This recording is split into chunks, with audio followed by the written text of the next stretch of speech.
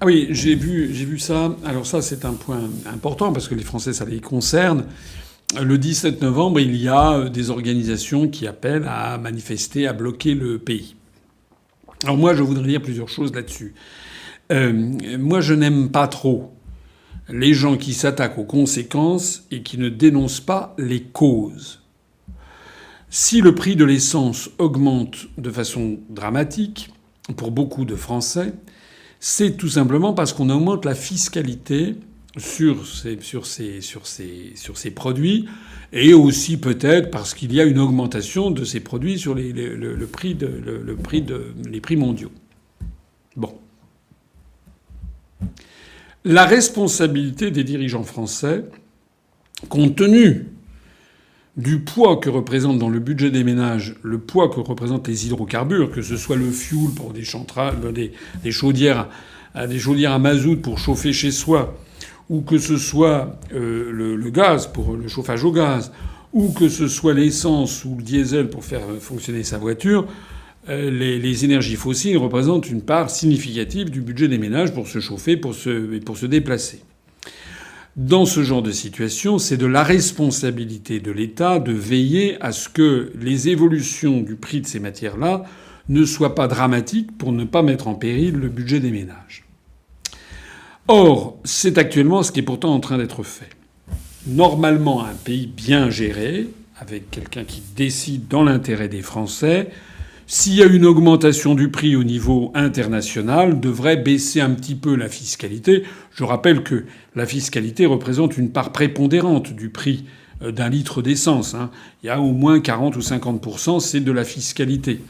Le prix de la matière première ne représente qu'un relativement faible pourcentage, à quoi s'ajoutent les frais de transport, les frais de raffinage et de distribution. Donc, normalement, un pays bien géré devrait veiller à diminuer la fiscalité pour ne pas mordre trop sur le budget des Français. C'est pas du tout ce que fait le gouvernement français. Il considère en fait que l'essence, le diesel, tout ça, c'est des vaches à lait pour le budget de l'État. Donc la première chose que je voudrais dire, c'est ça. Nous, lorsque nous serons arrivés au pouvoir, j'avais déjà eu l'occasion de le dire, nous gérerons le prix des hydrocarbures avec un objectif social de façon permanente à l'esprit, en essayant de lisser les évolutions, en augmentant ou en diminuant la taxation pour avoir un prix qui soit sensiblement égal et qui gomme ainsi les évolutions, soit les évolutions des prix sur les marchés internationaux, soit les évolutions du taux de change. Ça, c'est une première chose qui est dite. Le gouvernement français ne fait pas son devoir. La deuxième chose, c'est que le gouvernement essaye d'obtenir des ressources fiscales tous azimuts parce qu'il n'arrive pas à boucler le budget de l'État, même avec le déficit qu'il n'arrive pas à combler. Mais au même moment, le gouvernement ne remet pas en cause l'évasion fiscale massive qui a lieu. Ce sont des dizaines et des dizaines et des dizaines de milliards d'euros que les très grands intérêts financiers, que M. Macron faisait semblant de critiquer tout à l'heure, que les très grands intérêts financiers, les grandes sociétés s'ingénient à ne pas payer au fisc en organisant leur évasion fiscale. J'ai déjà eu l'occasion de le dire de nombreuses fois. Ceci est notamment autorisé par l'article 63, celui-là même que M. Mélenchon citait il y a quelques jours en m'imitant, l'article 63 du traité sur le fonctionnement de l'Union européenne qui autorise la totale liberté de circulation des mouvements de capitaux. Donc, je veux bien que les gens manifestent, bien entendu. Si certains de nos adhérents vont probablement manifester. Mais une fois qu'ils auront manifesté, bon, qu'est-ce qui va se passer? Pas grand-chose. Éventuellement, le gouvernement, si vraiment la France comment dirais-je, est prise en gelée parce que ça on peut plus bouger, le gouvernement lâchera un petit peu du lest, mais ça sera un cautère sur une jambe de bois, comme on dit, c'est-à-dire ça ne sera pas une solution sérieuse, une solution durable. C'est une solution de rapport de force. Ce qu'il faut dans toute cette affaire, c'est faire payer les entreprises qui dégagent des profits énormes. Et pour faire payer les entreprises qui dégagent des profits énormes et qu'elles versent leur dû à la collectivité nationale, il faut rétablir un contrôle des mouvements de capitaux, point barre. Et pour rétablir ce contrôle des mouvements de capitaux, dans la mesure où le Luxembourg, Malte ou un certain nombre de pays d'Europe de l'Est s'y opposeront toujours, nous n'avons pas d'autre solution que de sortir de l'Union européenne.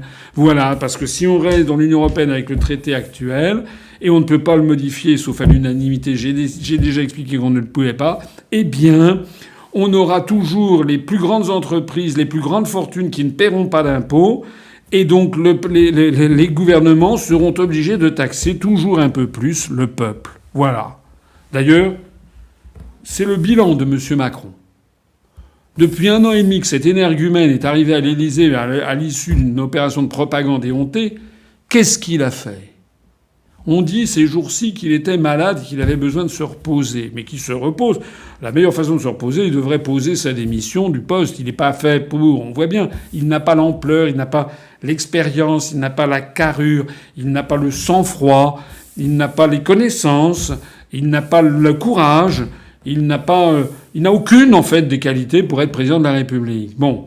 Alors il devrait poser sa démission et partir en congé sur longue période et puis faire ce qu'il aime faire, c'est-à-dire se balader en avion. Hein.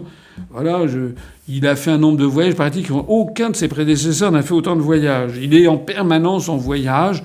Mais qu'est-ce qu'il en ressort de ces voyages, à part que ça dégage du CO2 dans l'atmosphère? Il en ressort quoi?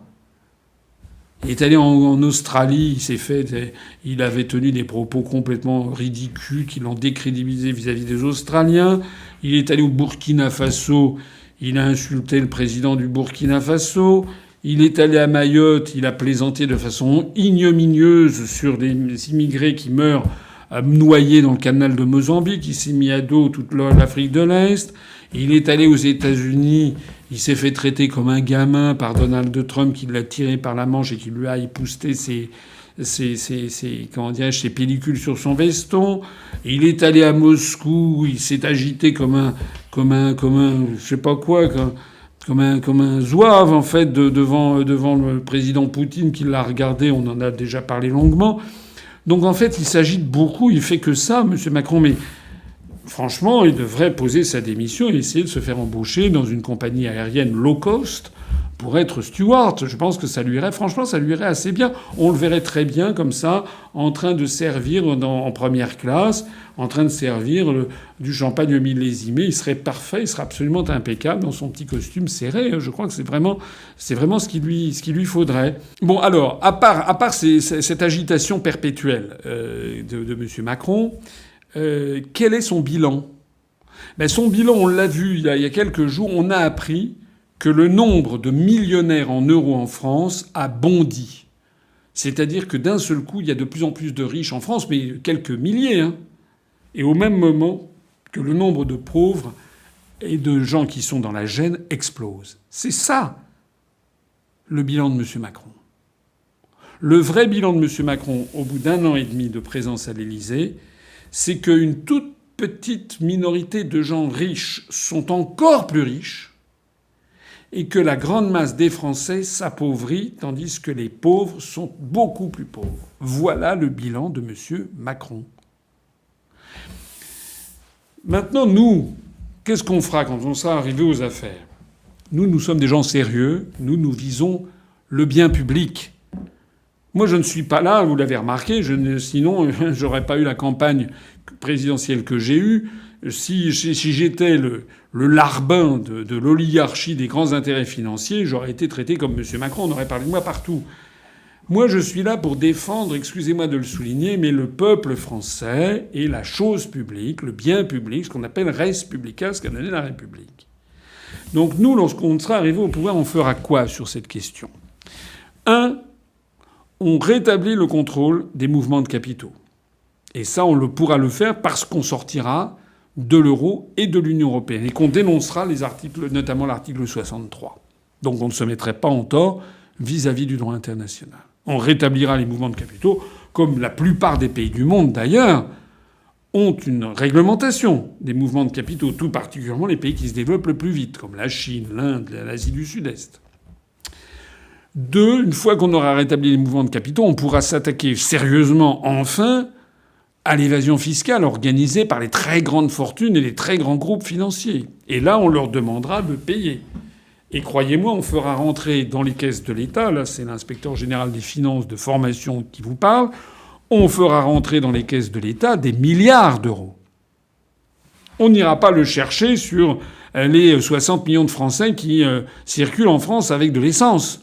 On ira chercher cet argent auprès de ces très grands groupes qui dégagent des profits mirobolants et qui dégagent des dividendes pour une toute petite minorité d'actionnaires. C'est le deuxième point. Le troisième point, c'est que nous lisserons le prix des hydrocarbures, des énergies fossiles pour le grand public avec un objectif social qui sera de toujours veiller à ce que le prix ne soit pas trop élevé pour un ménage modeste français qui a besoin de circuler et qui a besoin de se chauffer. Voilà ce que nous ferons. Voilà. Maintenant, tout le monde peut aller bloquer des routes si ça... Pourquoi pas ? Pourquoi pas ? Mais tout ça, ce ne sont pas des solutions durables. La solution durable, c'est celle que je dis. Il faut redonner de l'autorité à l'État, et on ne pourra redonner à l'État son autorité que si l'État prend les mesures que je viens de dire, tout simplement.